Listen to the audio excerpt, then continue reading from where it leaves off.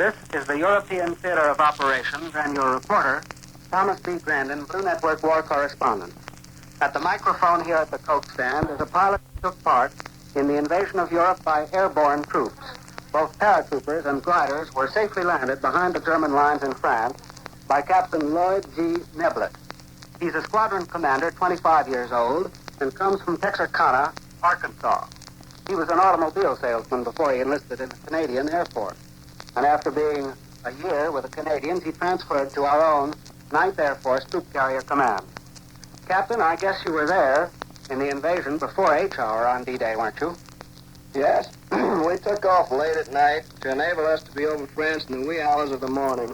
Were you pretty excited when the time came to do this job? We had trained to the point that it still seemed just like another practice mission until we started to cross the channel.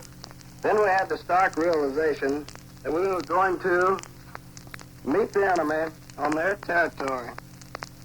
It was dark, and we weren't sure just what kind of opposition we might meet. It was at 1:09 in the morning when we reached the drop zone. I gave them the green light, which, as you know, means that the paratroopers started dropping their bundles. Then the paratroopers went out the door. I felt as if 2 years of training with the Troop Carrier Command had produced the final result that we had been hoping for. How high did you fly, Captain?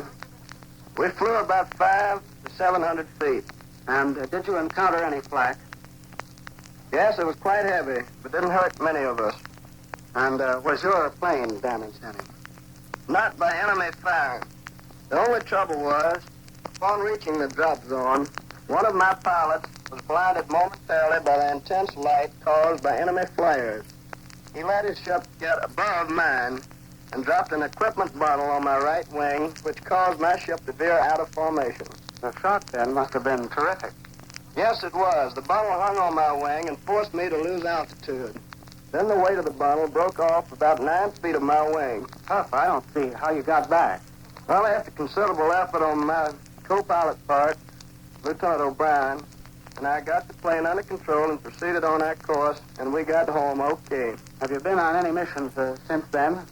Yes, we towed gliders into the same area on the following day.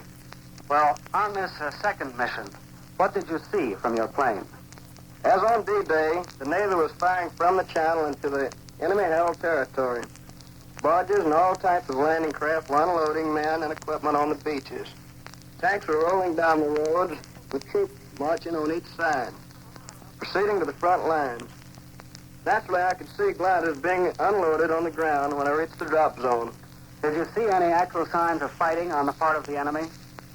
The enemy did have the advantage in the fact that they were concealed, which required our troops to scout out the entire area, cleaning up gun positions.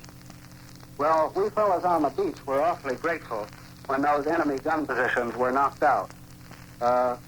And it's fine to get the story of your success, Captain, all the more so because your planes haven't got much protection of their own, have they? If we were armed like flying fortresses, we couldn't carry our load of paratroopers and equipment. Of course, we fly in close formation, and the element of surprise works to our advantage. And then, of course, our job is coordinated with other operations. Coordination was probably very largely responsible for the success. Thank you, Captain. That was Captain Lloyd G Neblett, and this is Thomas B. Grandin, Blue Network War Correspondent, returning you now from the European Theater of Operations to the victory parade of spotlight bands in the United States.